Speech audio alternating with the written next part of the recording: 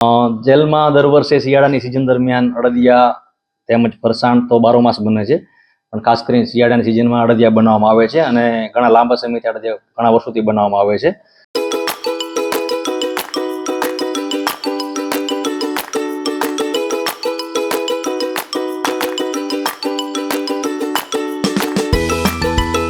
હાલમાં અત્યાર સુધી 2 મહિનામાં 1400 કિલો જેવું પ્રોડક્શન થઈ ગયું છે અને અમને બહોળો પ્રતિસાદ મળે છે.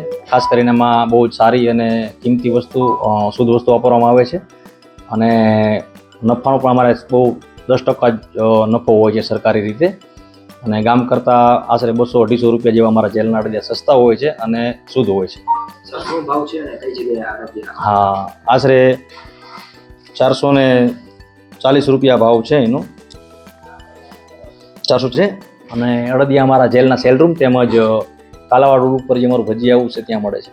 હા, જેલમાં ઉદ્યોગમાં 60 થી 70 કેદીઓ કામ કરીએ છીએ, જેમાં વણાટ ખાતું છે, ફરસાણ બેકરી છે, પછી કાર્પેન્ટર સુથારી કામ કરવામાં આવે છે, એવા અલગ અલગ વિભાગ છે અને આશરે 60 થી 70 જેટલા કેદીઓ કામ કરે છે.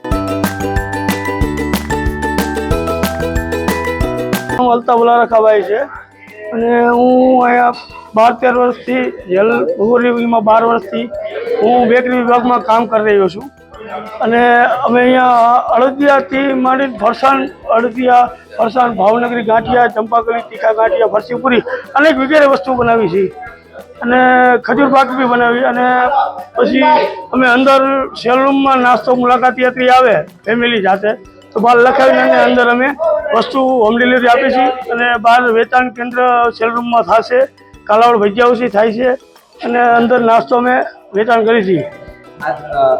હા, એમાં અમે 14 કિલો લોટ નાખી અને 14 કિલો ખાંડ નાખી, 13 કિલો અમે ઘી નાખી અને 100 ગ્રામ તજ નાખી અને 1 કિલો 500 ગ્રામ કાજુ, 1 કિલો 500 ગ્રામ બદામ, સૂટ પાવડર 500 ગ્રામ અને દૂધ કઢી 5 કિલો અને બધી વસ્તુ બનાવીને અને અમે અડદિયા બનાવતા અહીંયા આવીને શીખ્યા અને કામકાજ કરી અને ચાલુ છે.